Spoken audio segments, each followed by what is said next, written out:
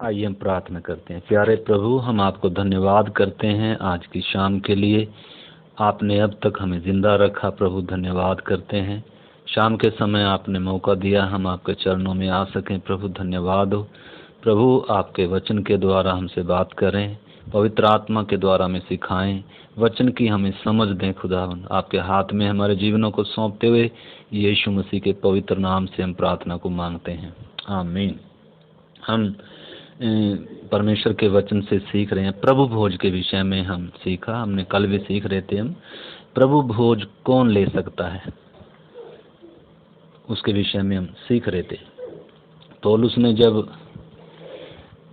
प्रभु भोज पहला कुरिन्थियों 11 अध्याय में जब प्रभु भोज के विषय में कलीसिया को जब वो रोटी के विषय में, तोड़ने के विषय में, प्रभु भोज के विषय में बताया, उससे पहले पौलुस ने बहुत कुछ कलीसिया को सिखाया। ठीक है, तो उससे पहले हमने ये भी देखा, क्योंकि प्रभु का दास क्या कह रहा है, पौलुस क्या कह रहा है, ये बात मुझे प्रभु से पहुंची है और मैंने तुम्हें भी पहुंचा दी कि जिस रात यीशु पकड़वाया गया उसने रोटी ली और यह कहकर तोड़ी कि ये मेरी देह है जो तुम्हारे लिए है। और इसी रीति उससे उसने ब्यारी के पीछे कटोरा भी यह कहकर लिया कि यह वाचा का वह लहू है जो तुम बहुतों की छड़ौती के, पापों की छड़ौती के लिए बहाया जाता है। ऐसे कर कर जब वो बता रहा है कि ये बात मुझे प्रभु से पहुंची है और मैंने तुम्हें भी पहुंचा दी है, तो हम उस चीज़ को समझना है। कल भी हम देख रहे थे कि प्रभु यीशु मसीह ने इससे पहले कि वो रोटी तोड़े, चेलों के साथ वो रोटी तोड़े, उससे पहले चेलों को प्रभु ने 3.5 साल तक सिखाया है। और जो चेले सारा कुछ छोड़कर, त्याग कर, हर कीमत देने के लिए यीशु मसीह के साथ चल रहे थे, बिना शर्त हम तेरे साथ चलेंगे, तेरे लिए जिएंगे, तेरे पीछे चलेंगे, संसार को छोड़कर जो उसके पीछे चल रहे थे, उनको सिर्फ उस उपरोटी कोठरी में प्रभु यीशु मसीह ने उनके साथ सहभागिता करी, उनके साथ वाचा बांधी। यूं कहें तो उनके साथ क्या करी, वाचा बांधी।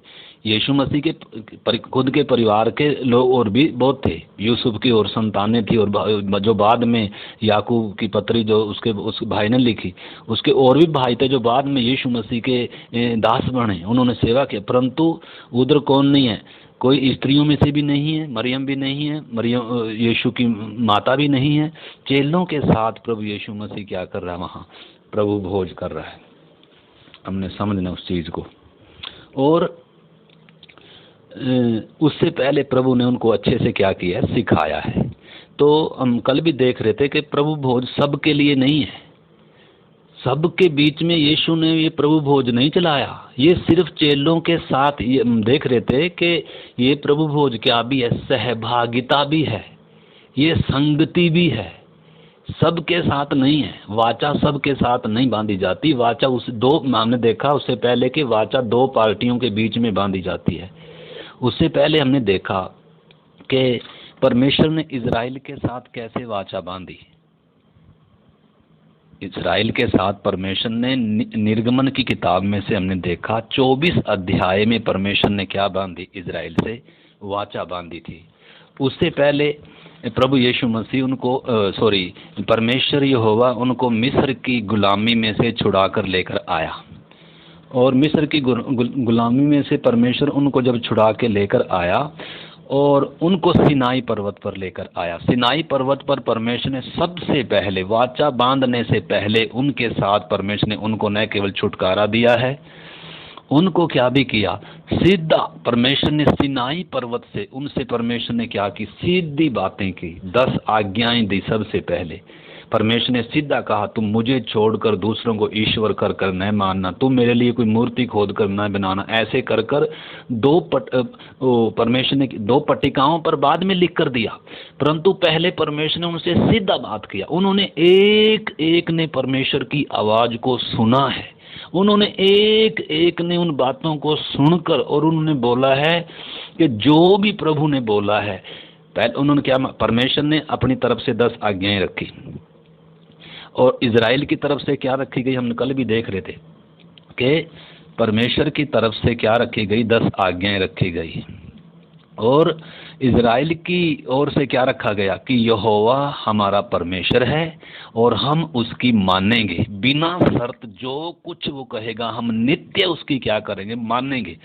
और इतना ही नहीं, उसके बाद आप 20 अध्याय पढ़ें, उसके बाद आप 21 अध्याय पढ़ें, फिर 22 अध्याय पढ़ें, 23 अध्याय पढ़ें। उसमें प्रभु ने मूसा के द्वारा और भी बहुत सारी बातें उनको बताई, उनको सारी बातें सिखाई। उसके बाद 24 अध्याय आया। 24 अध्याय में फिर से परमेश्वर ने क्या किया, हमने 24 अध्याय का 4 से लेकर 8 वचन तक पढ़ा था। उधर फिर एक बार फिर से परमेश्वर क्या कर रहा है, उनको वो दोहरा रहा है और मूसा के द्वारा उनको एक बार फिर बताई जा रही है। और वो सारे क्या कर रहे हैं, परमेश्वर की सारी बातें मानने के लिए क्या है, बिना शर्त सब कुछ मानने के लिए तैयार है कि तू हमारा क्या होगा, तू ही हमारा यहोवा परमेश्वर होगा, हम तुझे छोड़कर किसी को ईश्वर कर कर नहीं मानेंगे और ना कोई मूर्ति खोद कर बनाएंगे। और विश्राम दिन को क्या करेंगे, आप पढ़ सकते हैं 10 आज्ञाएं क्या क्या हैं, मैं उसमें नहीं जा रहा, आप सब जानते हैं या पढ़ सकते हैं। निर्गमन 19 अध्याय में 10 आज्ञाएं, 10 आज्ञाएं पूरी व्यवस्था का क्या था, वो एक क्या था जिसको हम बोलते हैं 10 आज्ञा ही नहीं है सिर्फ, और भी बहुत हैं, बहुत सारे वायदे हैं उसमें। 613 कितने हम उस दिन देख रहे थे, उसमें क्या है, विधियां हैं, नियम हैं। तो उन सबको क्या करना है, इजराइल ने पूरी व्यवस्था, लेवी व्यवस्था पढ़कर देखें, व्यवस्था विवरण पढ़कर देखें, पूरी व्यवस्था है, ठीक है ना। तो इजराइल ने जब कहा कि हम क्या करेंगे, मानेंगे, 3 बार उन्होंने क्या किया, उस बात को उन्होंने क्या किया, मानना, पूरे एक मन होकर उन्होंने आमीन कहा। और फिर मूसा ने क्या किया, उन वचनों को, उन बातों को, परमेश्वर के वचनों को क्या भी कर दिया, व्यवस्था की पुस्तक में क्या भी कर दिया, लिख दिया। और जब उन्होंने पूरा समर्पण किया है कि तुझे छोड़ हम और किसी को ईश्वर कर कर नहीं मानेंगे, जब ऐसे समर्पित लोगों के साथ ही वाचा बांधी जा सकती है, क्योंकि वाचा, आपको मालूम है, जब तक वाचा नहीं बांधी थी तब तक इनमें से एक भी नहीं मरा था। जबकि ये बुड़बुड़ाते आ रहे थे तब भी इन्होंने, इनके जीवन में गलतियां आई। आप सिनाई पर्वत पर जब तक इनको परमेश्वर लेकर आया सिनाई पहाड़ पर, उससे पहले इनका सफ़र देख लो, जब ये उधर से निकले थे मिस्र से, तो क्या भी कर रहे हैं, बुड़बुड़ा भी रहे हैं, तो भी इनके ऊपर दंड नहीं आया था, क्योंकि अभी तक कोई वाचा नहीं बांधी थी। अभी तक तो परमेश्वर कह रहा है, मैं तुम्हें जैसे उकाब अपने बच्चों को अपने परों पर बिठा कर लेकर आता है, ऐसे ही मैं तुम्हें अपने पास ले आया। और देखो, मैंने पीछे मुड़कर देखो मैंने क्या क्या किया है, मिस्र से क्या किया, जो तुम्हारा बैरी था, जो तुम्हें शत्रु बनाकर, गुलाम बनाकर रखा था, उसके साथ मैंने क्या किया, और तुम्हारे साथ मैंने क्या किया, कितनी भलाइयां दिखाई। इसलिए अब यदि तुम मेरी मानोगे, तो भलाइयां दिखाने के बाद, प्रेम दिखाने के बाद, छुटकारा करने के बाद, उन्होंने उस परमेश्वर को चखा है, उसको सुना है अपनी कानों से और अपनी आंखों से उसके कामों को देखा है, तब उन्होंने कहा कि जो भी कुछ परमेश्वर कहेगा, यहोवा ही हमारा परमेश्वर है, और जो कुछ कहेगा हम बिना शर्त उसकी मानेंगे। जब उन्होंने, परमेश्वर ने जब सीधा कहा, वो भी सुना है, फिर मूसा के द्वारा कहा गया वो भी सुना है, फिर लिख कर भी दे दिया। आप, मैं उसमें जा नहीं रहा, 24 अध्याय निर्गमन पढ़ना 4 से लेकर, फिर वो पुस्तक में क्या भी किया गया, वो सारी बातें लिख भी दी, इनको दे दिया। और सब ने मिलकर तीसरी बार इन्होंने क्या कहा, आमीन, हम सब नित्य मानेंगे। तब क्या किया गया, वेदी के ऊपर वेदी बनाई गई। वेदी के ऊपर क्या किया गया, 12 पत्थरों के गिनती, इजराइल के 12 गोत्रों के अनुसार 12 पत्थरों से वेदी बनाई गई, उसके ऊपर बलि किया गया और वो लहू बलिदान वेदी पर चढ़ाया गया। वाचा में बलिदान है, बिना बलिदान के वाचा, हम देख रहे हैं, हमने पिछले दिनों देखा था, पर बाइबल में 7 वाचाएं हैं। जब निष्कलंकता का युग था, उस समय की वाचा में क्या नहीं था, लहू नहीं था, क्योंकि उस समय पाप नहीं था। उस समय परमेश्वर ने कहा था, अगर तू इस पेड़ का फल खाएगा भले बुरे के ज्ञान में से खाएगा तो तू निश्चय मरेगा। वाचा बांधी थी, वाचा का चिन्ह वो भले बुरे के ज्ञान का वृक्ष था, ठीक है ना। परंतु जब आदम ने पाप कर दिया, वाचा को तोड़ दिया, उसके बाद जो परमेश्वर ने दोबारा वाचा बांधी थी उसमें क्या बहा? लहू बहा। और उसके उस वाचा का चिन्ह क्या था? वो चमड़े का अंग रखा था। हमने 7 वाचाओं के बारे में देखा है। तो इसलिए हमने समझना है, जब वाचा बांधी जाती है तो उसमें क्या है? लहू है, बलिदान है। तो इधर जब उन्होंने 24 अध्याय में मान लिया कि यहोवा हमारा परमेश्वर है और हम इसकी मानेंगे, तो तब क्या किया गया? वेदी के ऊपर बलि किया गया और वो उसमें से लहू लेकर आधा वेदी पर छिड़का गया, और क्या किया गया? आधा उस पुस्तक पर, उस व्यवस्था पर छिड़का गया, और आधा उन लोगों पर, सब के ऊपर छिड़का गया। अब वाचा क्या होगी? पक्की होगी। अब क्या नहीं की जा सकती? तोड़ी नहीं जा सकती। अब वाचा तोड़ी नहीं जा सकती। अब तक तो दंड आया नहीं था, अगर अब तोड़ेंगे तो अब क्या नहीं है? वाचा तोड़ने वाला क्या ठहरेगा? दोषी ठहरेगा। तो इसलिए हमने समझना है वाचा कितनी क्या है। वाचा उस समय इजराइल ने क्या किया आपको मालूम है? आप देख सकते हैं, वाचा बांधने के बाद और जब सिनाई से वो चले आगे, थोड़ी थोड़ी सी बीच बीच में परमेश्वर क्या भी आती रही उनके जीवन में, कुछ समस्या आती रही। कई बार पानी नहीं था, कई बार रोटी नहीं थी, जबकि परमेश्वर उनके साथ है, उनको ताज़ा भोजन मिल रहा है हर दिन, तो भी वो अपनी वाचा को क्या करते रहे? उस परमेश्वर के साथ बांधी गई वाचा को क्या किया? उस थोड़े ही समय बाद उन्होंने क्या भी किया आप देख सकते हैं। उन्होंने सोने का बछड़ा बनाया। मूसा जब ऊपर जा रहा है, पहाड़ पर जा रहा है, और क्या भी किया गया? इन्होंने देखा कि मूसा के आने में देर हो रही है, तो उन्होंने उसी समय क्या भी बनाया था? बछड़ा बनाकर क्या भी किया था। और उधर फिर मूसा ने क्या किया? आकर जब परमेश्वर ने कहा तेरे लोगों ने पाप किया, व्यवस्था को तोड़ दिया, भी तो व्यवस्था बांधने से पहले उन्होंने क्या कर दिया? वाचा को तोड़ भी दिया है। तो मूसा ने क्या किया? जो यहोवा की ओर से है और है वो क्या हो जाए? तो लेवी है जलन से, परमेश्वर यहोवा के लिए जो जलन रखते हैं वो लेवी आए। तो मूसा ने कहा माँ को देखो ना, बाप को ना, भाई को, सबको क्या करो? घात करो। तो उधर कितने लोग मारे गए? कारण वाचा को तोड़ा है।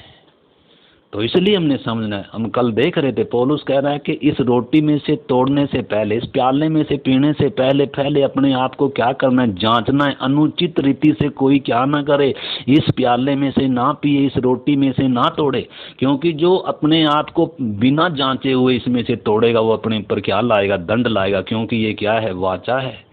तो इसलिए हम देख रहे हैं मेरे प्यारे भाई बहनों कि हमने देखा कि उसके बाद परमेश्वर ने इनको क्या किया? लिख कर भी दे दिया। पत्थर की पट्टिकाओं पर 10 आज्ञाएं लिख कर भी दिया इनको, ठीक है ना। और पर ये जब सिनाई से चले, फसा का पर्व ये मान कर चले, उधर हमने देखा दूसरी बार फसा इन्होंने कहाँ माना? इन्होंने पहला फसा इन्होंने किधर मनाया? मिस्र में। दूसरा फसा का पर्व इन्होंने किधर मनाया? उधर सिनाई पर।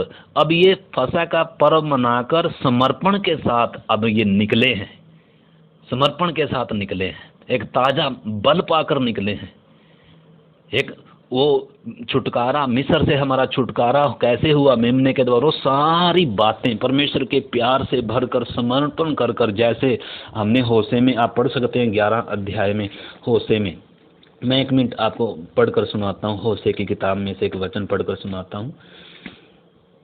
होशे 11 अध्याय, इसमें से हम पढ़ते हैं।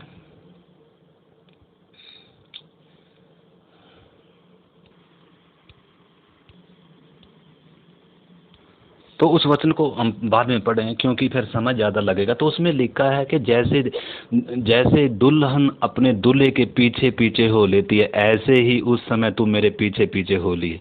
जैसे मतलब एक दुल्हन शादी के बाद, वाचा बांधने के बाद दूल्हे के पीछे पीछे हो लेती है, जिधर दूल्हा जाता है वो दुल्हन उसके पीछे पीछे, ऐसे ही इजराइल यहोवा परमेश्वर के पीछे पीछे वाचा बांध करके, तू मेरा है, तू हमारा है और हम तेरे हैं, इसलिए वाचा बांध कर वो परमेश्वर के बादल के छाया के नीचे नीचे वो चल रहे हैं। उनकी अगुवाई बादल का खंभा करता है, और रात को अग्नि की ज्वाला बनकर, दिन में बादल की छाया बनकर, और उनको हर जरूरत उनकी पूरी करते हुए, उनकी हर गारंटी लेते हुए कि वह प्रतिज्ञात देश में जब तक पहुंचाकर उनको वारिस न कर दूं और उनके मध्य में मैं नित्य सदा वास न करूं, तब तक मैं क्या करूंगा। निश्चय समस्या है, थोड़ा सफ़र है, सफ़र में थोड़ी बहुत दिक्कत आती है, क्योंकि अभी प्रतिज्ञा देश में आए नहीं, अभी सफ़र शुरू किया। इसलिए तो उनको मिस्र में उनसे क्या किया, जूता डलवाया, हाथ में लाठी लेकर, कमर बांध कर फुर्ती के साथ निकले। यानी कि एक सफ़र है, सफ़र में थोड़ी बहुत दिक्कत आती है, परंतु वो थोड़ी बहुत जो सफ़र था, थोड़े समय के लिए सफ़र था, वो उसमें क्या हो गए, बुड़बुड़ाने लगे, अविश्वासी हो गए, वाचा को तोड़ दिया उन्होंने। इसलिए परमेश्वर क्या होगा, जब तक आपको मालूम है ये सारे के सारे लोग 32 लाख की भीड़ जब तक मर नहीं गई मरुभूमि में, परमेश्वर ने क्या किया, एक दूसरी पीढ़ी को जो इनके आगे दूसरी पीढ़ी आई, उस पीढ़ी को तैयार किया, क्योंकि परमेश्वर अपनी वाचा को पूरा करेगा। इजराइल ने वाचा तोड़ दिया, परमेश्वर कभी नहीं तोड़ेगा, परमेश्वर अपनी वाचा को पूरा करेगा। इसलिए इनको 40 साल किधर घुमाता रहा, जंगल में घुमाता रहा, क्योंकि इन्होंने वाचा को तोड़ा, इन्होंने अविश्वास किया। इन्होंने कहा तो था कि हम परमेश्वर की मानेंगे, उसके पीछे चलेंगे, परंतु उसकी मान नहीं रहे। थोड़ी सी तकलीफ आते ही क्या कर रहे हैं, बुड़बुड़ा रहे हैं, हम तो मिस्र में ही ठीक थे, हमें मरने के लिए मूसा तू यहाँ क्यों लिया। ऐसे करके आप देखो इनका वो सफ़र, आप जो इजराइल की यात्रा है वो आप पढ़ें तो ये क्या हो गए, जंगल में ढेर हो गए। परमेश्वर ने एक नई पीढ़ी को तैयार किया, और फिर यहोशू की अगुवाई में उनको किधर लेकर गया, कनान में। तो हमने देखा तीसरी बार इन्होंने फसह कहाँ मनाया, कनान के अंदर जाकर मनाया, यर्दन पार कर कर खतना किए हुए लोग। हमने वो भी देखा था कि प्रभु भोज में फसह का पर्व कौन ले सकता था, सबसे पहले इजराइल होना चाहिए, इजरायली होना चाहिए, अब्राहम का वंश होना चाहिए। दूसरी बात खतना किया होना चाहिए। तीसरी बात क्या होना चाहिए, अशुद्ध ना हो बल्कि शुद्ध हो। शुद्ध होकर क्या करना है, उस रोटी उस भोज में, उसमें जो वो फसह का मेमना जो बलिदान करते उसमें से खमीर को हटाते थे। 7 दिनों तक क्या करते थे, एक खमीरी रोटी के साथ क्या करते थे, उस पर्व को मानते थे ये। और जो नहीं मानता था उसके लिए क्या था, परमेश्वर का सख्त आदेश था। और उस वाचा में चिन्ह क्या था, शपथ के दिन को मानना। जो शपथ का दिन नहीं मानता था तो परमेश्वर ने कहा था कि अपने लोगों में से क्या किया जाए, नाश किया जाए, क्योंकि वाचा है, वो वाचा बांधी गई है। तो इसलिए हमने समझना है मेरे अजीजों, मेरे प्यारे भाई बहनों, इससे पहले कि यीशु मसीह भी चेलों के साथ रोटी तोड़े 3.5 साल तक, वैसे ही वो ही यहोवा परमेश्वर जो इजरायलियों को पहले भलाई दिखाया, भले काम दिखाए, वो ही जब इंसान बनकर आया इस जगत में, यीशु मसीह ने चेलों के साथ रहकर क्या किया, 3.5 साल तक चेलों को क्या किया, सिखाया। और उसके पीछे जिन्होंने क्या किया, चलना स्वीकार किया अपने स्वयं इच्छा से, संसार को छोड़कर। जबकि और बहुत सारी भीड़ यीशु के पीछे आई, परंतु वो सिर्फ किस लिए आते थे, चंगाई पाने के लिए, आशीष पाने के लिए, रोटी खाने के लिए। और वो भीड़ क्या भी हो जाती थी, वो छोड़कर चली भी जाती थी।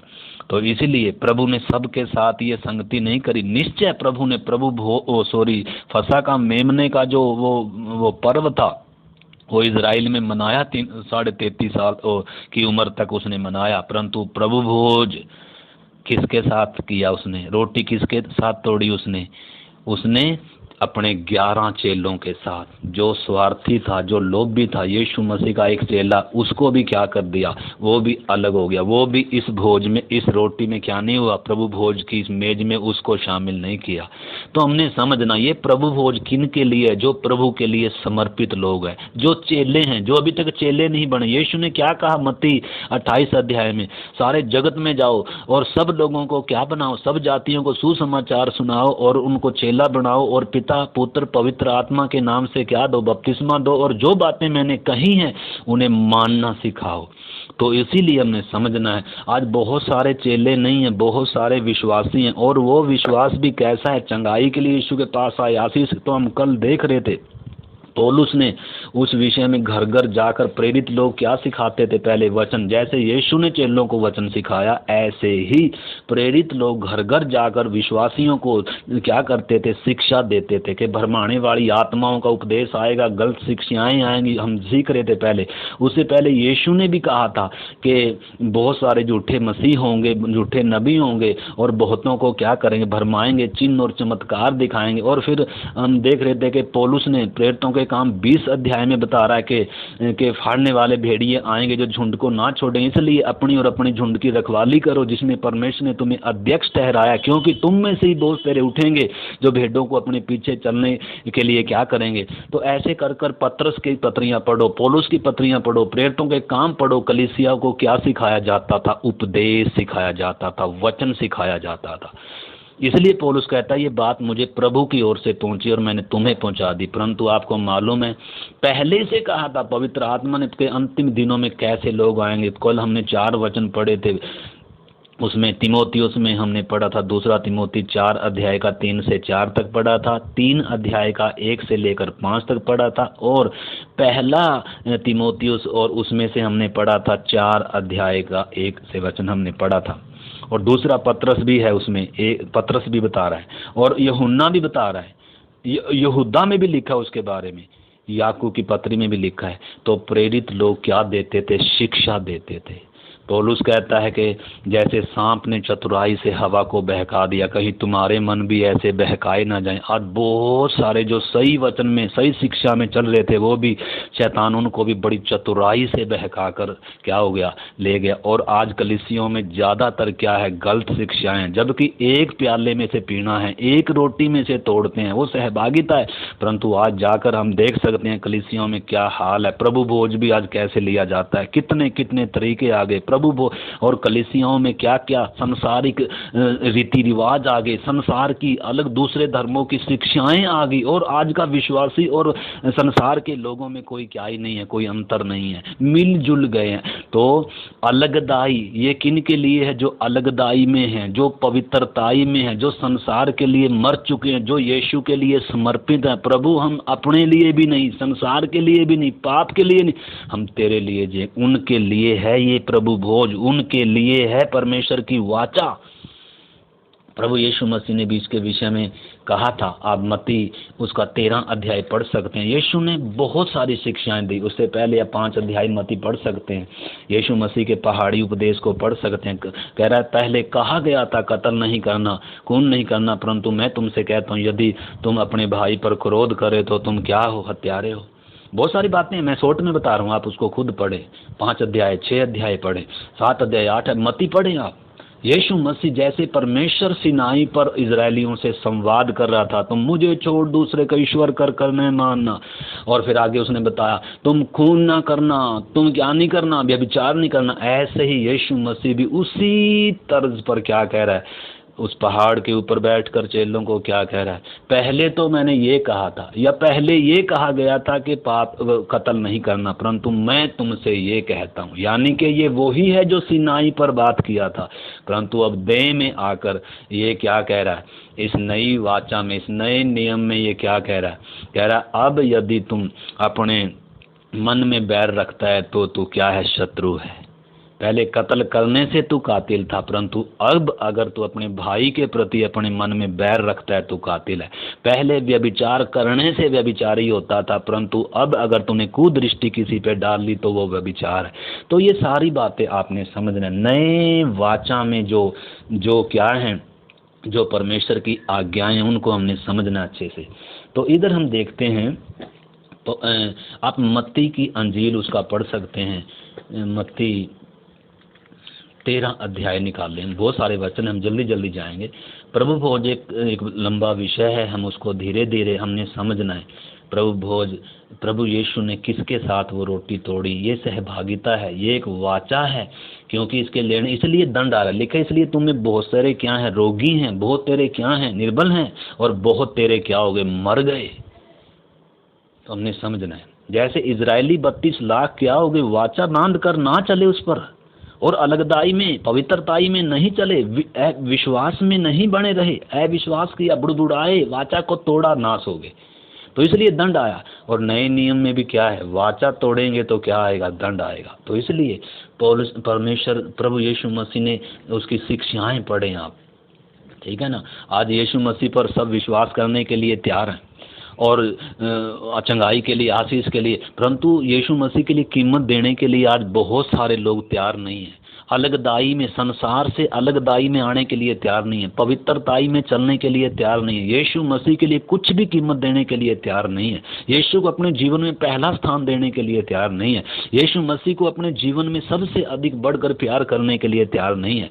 इसीलिए परंतु तो भी क्या करते हैं, बपतिस्मा लिए हुए हैं, प्रार्थना में आते हैं और प्रभु भोज में भी क्या लेते हैं, भागी करते हैं। आपने समझना है, आपने समझना है, ये कितना गंभीर विषय है। यीशु मसीह ने इसके विषय में कहा था, आप 13 अध्याय में पढ़ सकते हैं, उसमें 13 का मैं पढ़ूंगा। यीशु मसीह ने स्वर्ग के राज्य के बारे में समझाया, अलग अलग दृष्टांत दिए ताकि हमारी छोटी सी बुद्धि में परमेश्वर की वो बड़ी बातें, आत्मिक बातें, स्वर्गीय बातें क्या आ जाएं, समझ में आ जाएं। 13 अध्याय में सबसे पहले यीशु मसीह ने 4 प्रकार की जमीन के बारे में कहा। कह रहा है कि बोने वाला बीज बोने निकला, कुछ बीज मार्ग के किनारे गिरा और पक्षियों ने आकर चुग लिया, क्योंकि उनको समझ में नहीं आया। तो कुछ मार्ग के किनारे के लोग भी हैं आज कलीसियाओं में, कुछ क्या भी हैं, पथरीली जमीन के भी हैं, और कुछ क्या भी हैं झाड़ियों से भरे हुए हैं, जिनमें क्या नहीं आएगा, जिनमें वचन गिरकर भी क्या नहीं आएगा, क्योंकि वो अपनी झाड़ियां क्या दर्शाती हैं, संसार की इच्छाओं से भरे हुए लोग हैं। विश्वासी आज भी यीशु मसीह के पीछे हैं, कलीसियाओं में हैं, और कुछ क्या हैं, पथरीली भूमि के हैं, परंतु कुछ क्या भी हैं, अच्छी भूमि के भी हैं, जो वचन को सुनकर भूलते नहीं हैं, अपने हृदय में रखते हैं। और लिखा है वो कोई 30 गुना, कोई 60 गुना और कोई 100 गुना क्या लेकर आते हैं। तो ऐसे कर कर यीशु ने बहुत दृष्टांत बताए। और उसके अलावा मत्ती 13 का 24 में पढ़ के सुनाता हूँ। यीशु ने क्या कहा, लिखा है, यीशु ने उन्हें एक और दृष्टांत दिया, स्वर्ग का राज्य उस मनुष्य के समान है जिसने अपने खेत में अच्छा बीज बोया, पर जब लोग सो रहे थे उसका शत्रु आकर गेहूं के बीज जंगली बीज बोकर चला गया। पौलुस क्यों जागृत रहने के लिए बोल रहा है, पतरस क्यों कह रहा है, पौलुस कह रहा है वो सांप की तरह आ रहा है। शैतान कैसे आ रहा है, जंगली बीज बोने के लिए। आपने समझना है, यीशु ने भी उसके बारे में कहा। आज कलीसियाओं में जंगली बीज कैसे, जंगली बीज का मतलब है जो बिना उद्धार पाए लोग हैं, जो आशीष चंगाई के लिए आए हैं। लिखा है जब लोग सो रहे थे, लोग का मतलब जब अगवे लोग सो रहे थे। मैं जिसको बपतिस्मा दे रहा हूँ, क्या इसका नया जन्म हो गया, क्या इसने यीशु मसीह के लिए अपना जीवन समर्पित कर दिया, कर नहीं, बस उसने यीशु पर विश्वास कर लिया और बपतिस्मा के लिए लाइन में खड़ा हो गया, उसको बपतिस्मा भी दे दिया, उसको प्रभु भोज भी चला रहे हैं, क्योंकि चंदा आ रहा है, क्योंकि दसवांश आ रहा है विश्वासियों से। इसीलिए आजकल की कलीसियों में ज़्यादातर बेचारे मासूम लोग हैं जिनको अभी तक उद्धार का अनुभव आया ही नहीं है। चंगाई के लिए आज ऐसी सभाएं चलती हैं, अभी तो लॉकडाउन है, परंतु आप देखें आजकल की कलीसियां ऐसे झूठे प्रचारक और झूठे नबी, झूठे शिक्षक आज खड़े हुए हैं, जिनके पीछे लाखों के हिसाब से दुनिया है। रोमन कैथोलिक के पीछे लाखों के हिसाब से है, जीसस ओनली के साथ लाखों करोड़ों की साथ, एक सर्वशक्तिमान ग्रुप है, एक यरूशलेम माता ग्रुप है, कितने ग्रुप हैं, यहोवा विटनेस हैं। ये शैतान कैसे इनको क्या कर दिया, भरमा दिया, और कैसे क्या हो गए, यानी कि कैसे शैतान जंगली बीज को बो दिया। किनको पकड़ा, अगुओं को पकड़ा, जिनको वचन मालूम नहीं है उनको पास्टर बना दिया गया, उनको वचन के बारे में कुछ भी मालूम नहीं है, बस थोड़ा बहुत चंगाई करना आ गया, ढोलकी बजाना आ गया, गीत गाना आ गया, थोड़ा सा प्रचार करना आ गया। संस्थाओं ने या पास्टरों ने लोग मिलकर क्या बना दिया, उनको सेवक बना दिया। इसीलिए अब लोगों को खुद मालूम नहीं है, इसलिए वो प्रचार भी क्या होता है, चंगाई का, आशीष का, भौतिक वस्तुओं का। इसलिए बेचारे लोग आ रहे हैं और उनको क्या दिया जा रहा है, बपतिस्मा। इसलिए जंगली बीज क्या होता, इधर यीशु ने कहा जब लोग सो रहे थे तो बैरी आकर, शत्रु आकर खेत में क्या बोकर चला गया, जंगली बीज बोकर चला गया। जब अंकुर निकले, बालें लगी, तो जंगली दाने के पौधे भी दिखाई दिए। इस पर गृहस्थ के दासों ने आकर उसे कहा, हे स्वामी, क्या तूने अपने खेत में अच्छा बीज नहीं बोया था? फिर ये जंगली दाने के पौधे कहाँ से आए? उसने उनसे कहा, यह किसी शत्रु का काम है। दासों ने उससे कहा, क्या तेरी इच्छा है कि हम जाकर बटोर लें? उसने कहा, नहीं, ऐसा न हो कि जंगली दाने के पौधे बटोरते समय तुम गेहूं को भी उखाड़ दो। इसलिए कटनी तक दोनों को एक साथ बढ़ने दो। तब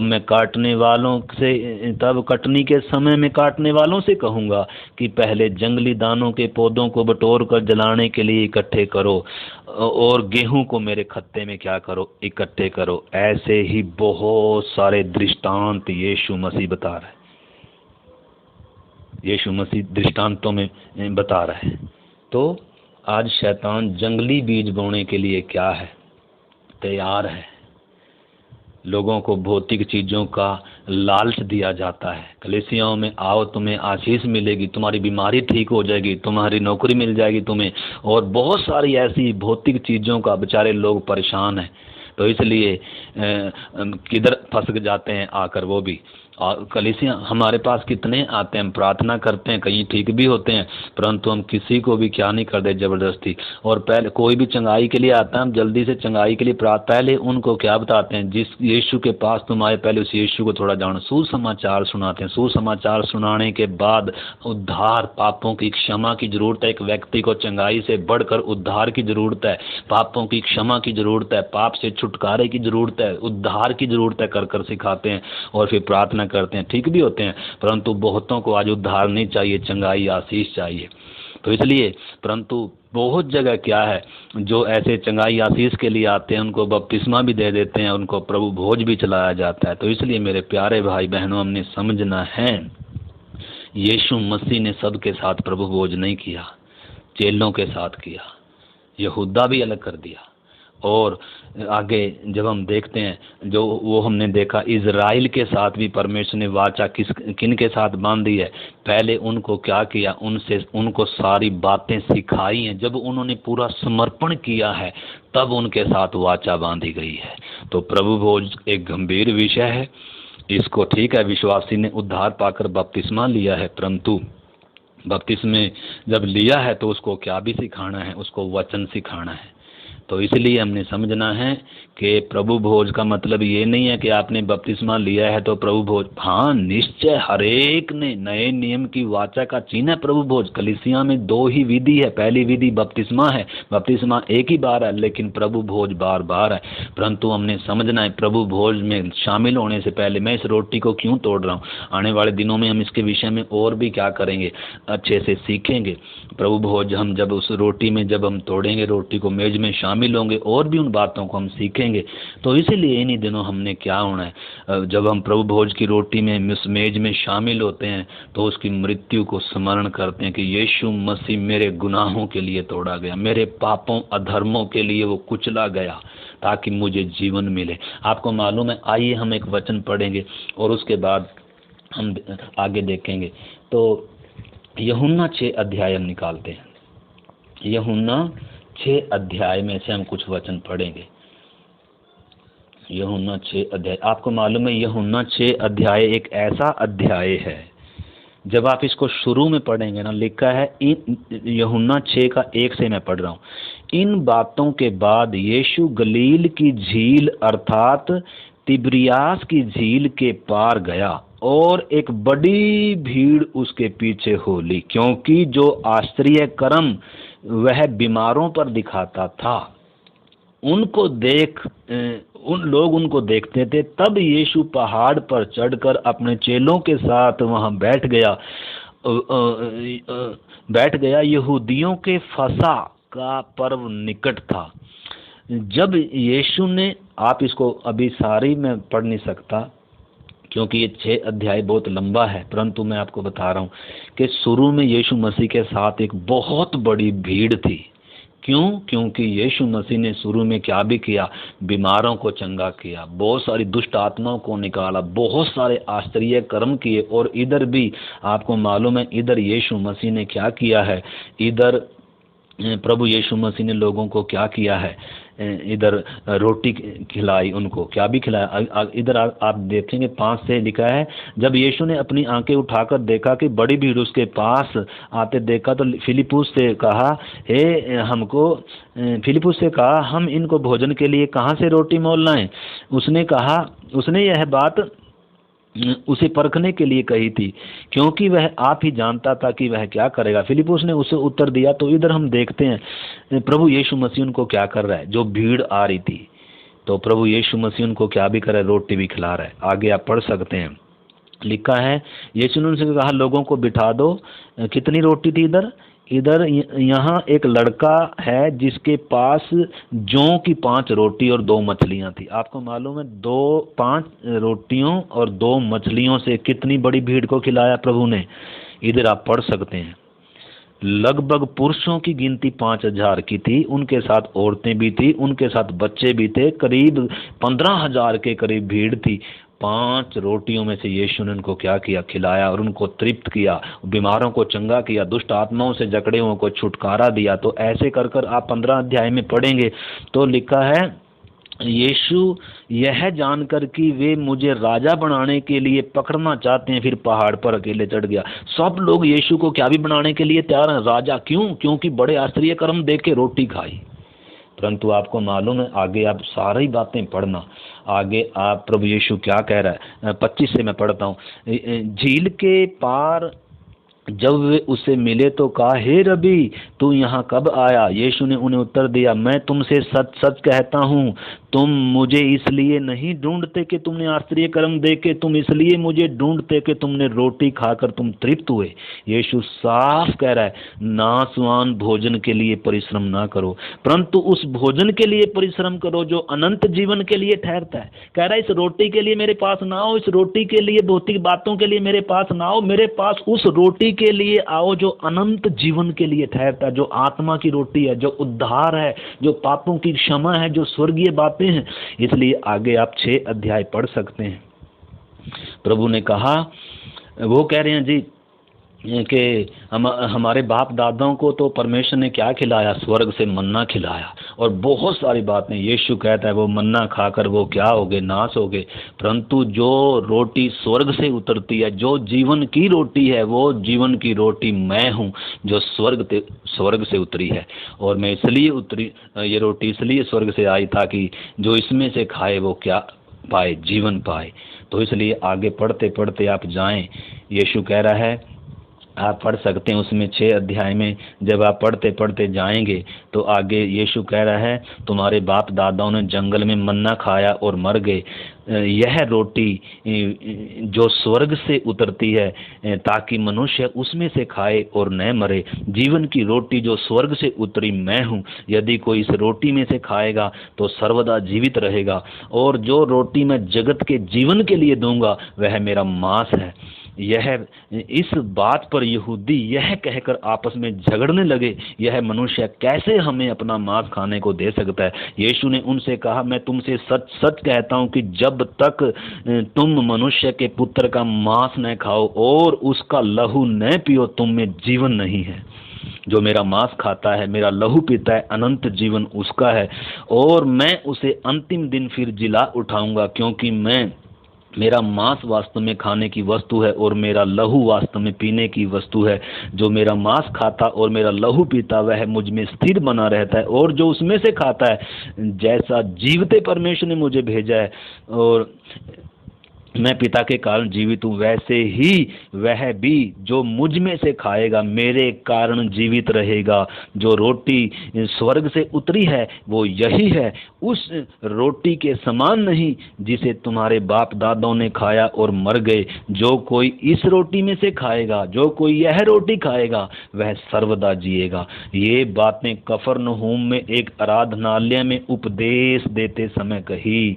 आगे 60 वचन से मैं पढ़ता हूँ, आप ध्यान से समझना। अब बड़ी भीड़ थी, जब यीशु ने जीवन की बातें, आपको मालूम है शुरू शुरू में यीशु मसीह ने बहुत आश्चर्य कर्म भी किए, चेलों को, उनको भीड़ को रोटी भी खिलाई, परंतु वो शुरू शुरू में किया। बाद में आकर प्रभु ने चंगाई सभाएं नहीं चलाई, जीवन की शिक्षाएं दी। इसलिए भीड़ को खड़ा होकर बोलता था, जो कोई मेरे पास आना चाहता है, जो कोई मेरा चेला होना चाहता है, पहला बैठकर क्या कर ले, हिसाब जोड़ ले।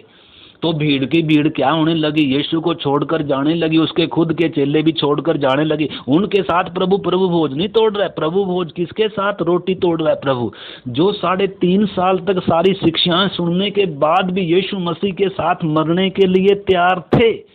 वो बात एक अलग है कि उसको इनकार कर कर वो चले गए, क्योंकि पवित्र आत्मा के बिना इंसान क्या है, कमज़ोर है, निर्बल है। अभी उनके अंदर नया जन्म का अनुभव नहीं आया था। तो यीशु मसीह के मरने के बाद पवित्र आत्मा जब उतरा, नया जन्म उन्होंने पाया, तब उनको उसी यीशु के लिए उन्होंने क्या दिया? अपना प्राण दिया। तो इसलिए हमने समझना है। तो इधर हम 60 से मैं पढ़ता हूँ, अनंत जीवन का वचन। उसके चेलों में से बहुतेरों ने यह सुनकर यह कहा कि यह कठोर बातें हैं, इसे कौन सुन सकता है? यीशु ने अपने मन में यह जानकर कि मेरे चेले आपस में इस बात पर कुड़कुड़ाते हैं, उनसे पूछा, क्या इस बात से तुम्हें ठोकर लगती है? यदि तुम मनुष्य के पुत्र को जहां वह पहले था वहां ऊपर जाते देखोगे तब क्या होगा? आत्मा तो जीवनदायक है, शरीर से कुछ लाभ नहीं। जो बातें मैंने तुम्हें कही हैं वे आत्मा हैं और जीवन है, परंतु तुम में से कुछ ऐसे हैं जो विश्वास नहीं करते। क्योंकि यीशु पहले से ही जानता था कि विश्वास नहीं करते वे कौन हैं और कौन मुझे पकड़वाएगा। और उसने कहा, इसीलिए मैंने तुमसे कहा था कि जब तक किसी को पिता की ओर से यह वरदान नहीं दिया जाता तब तक कोई मेरे पास नहीं आ सकता। आगे 66 पढ़ते हैं हम।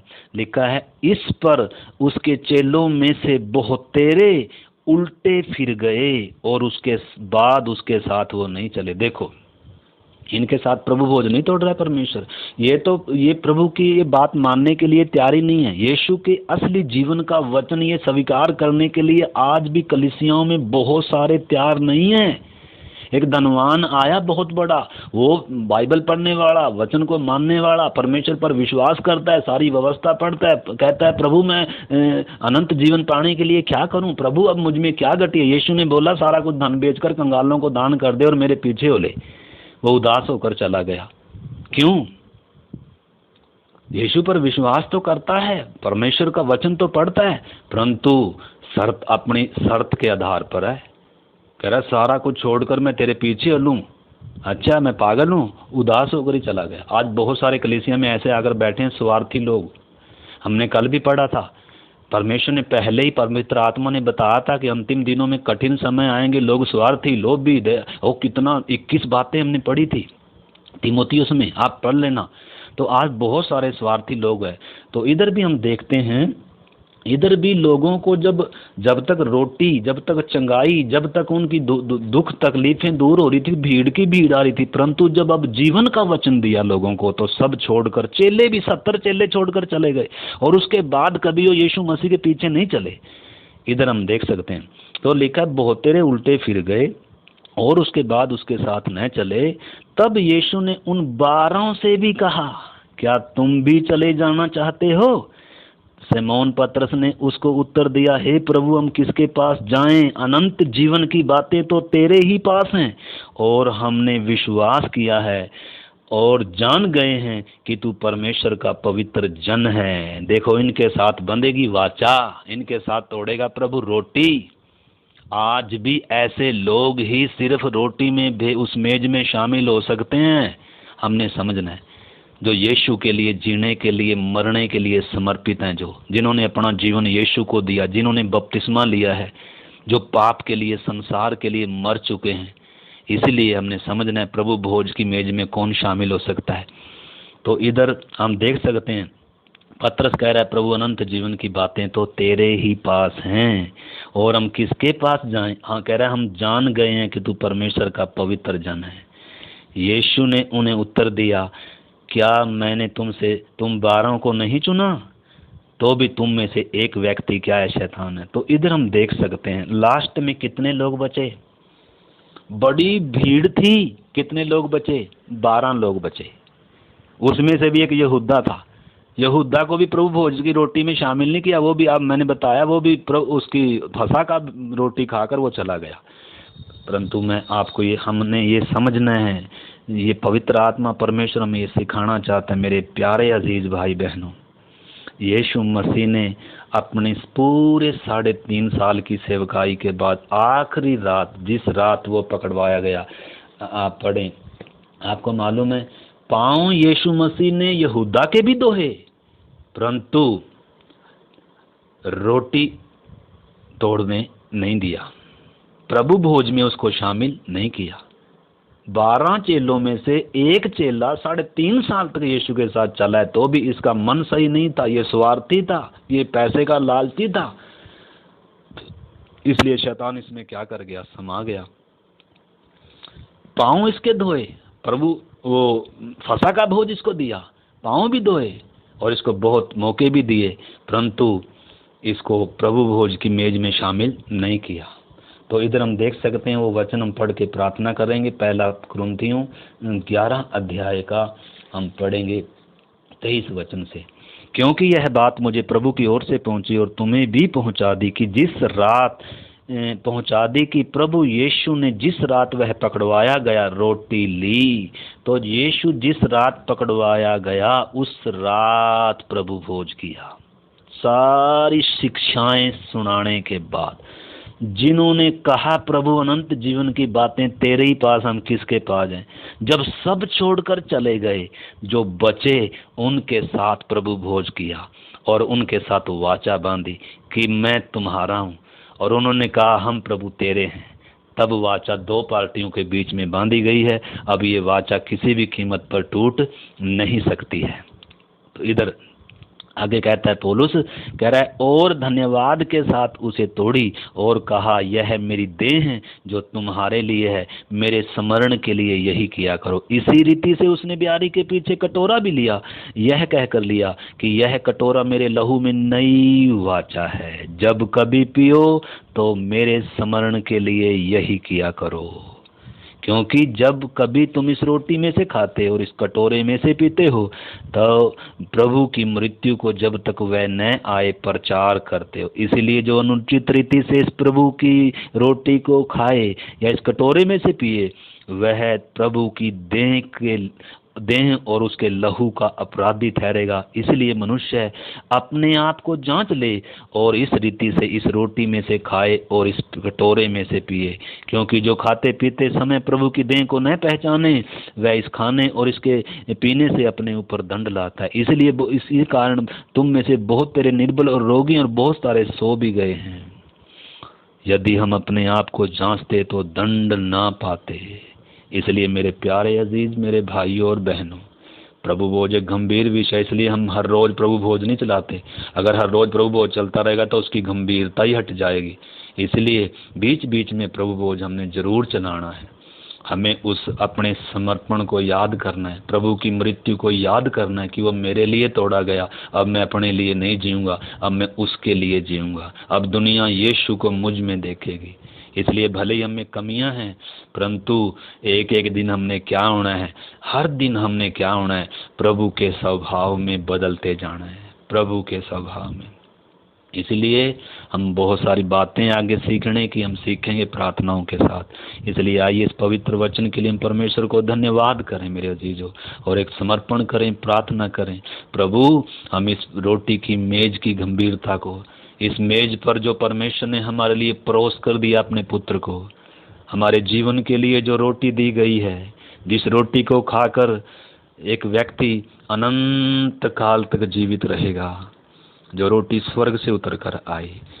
मैं आपको ये बताना चाहता हूँ कि प्रभु भोज की जो रोटी है वो यीशु की देह नहीं है, परंतु उसकी देह की क्या है, सहभागिता है। मतलब जैसे रोमन कैथोलिक क्या समझते हैं, आप ये नहीं समझना यीशु ने कहा जब तक तुम मेरा मांस ना खाओ तो ये रोटी यीशु का मांस नहीं है, परंतु आपने समझना है वो बिल्कुल ही उल्टा हो जाएगा। रोमन कैथोलिक प्रभु भोज को यीशु का मांस समझते हैं और दाखरस को यीशु का लहू समझ कर पीते हैं, वो बिल्कुल गलत है, वो दूसरा उपदेश है। रोटी कभी भी मांस नहीं है, परंतु यीशु वो सिर्फ क्या है, उसकी मृत्यु को हम स्मरण करते हैं कि ऐसे ही यीशु की देह मेरे लिए तोड़ी गई, जैसे मैं आसानी से बड़े आसानी से रोटी को चबा रहा हूँ, मुझे तो दुख तकलीफ नहीं है, मुझे तो ये जीवन दे रही है, परंतु वो कैसे तोड़ा गया मेरे गुनाहों के लिए, उसका लहू बहाया गया। जैसे दाख का रस कुचला जाता है दाखों को और वो मीठा रस आता है, ऐसे यीशु मसीह कुचला गया मेरे अपराधों गुनाहों के कारण। तो इसलिए मेरे प्यारे अजीज भाई बहनों, इन्हीं दिनों इन वचनों को पढ़ें, प्रार्थना करें और प्रभु के लिए एक नई शुरुआत, इस प्रभु भोज पर एक नई शुरुआत, एक नया समर्पण इस अगस्त महीने तक परमेश्वर ने हमें जिंदा रखा, लेकर आया। लॉकडाउन में, इस कोरोना वायरस में कितनी दुनिया मर गई, हम जिंदा हैं। हमारा प्रभु आज भी नहीं आया, अति शीघ्र प्रभु बादलों पर आएगा। इन अंतिम दिनों में आइए हम शुद्ध होने के लिए, अलगदाई में, पवित्रताई में, सारे चाल चलन में पवित्र होने के लिए और यीशु के स्वभाव में जीने, बढ़ने, चलने के लिए, उसके पदचिन्हों पर चलने के लिए आइए हम प्रार्थना करें, समर्पण करें।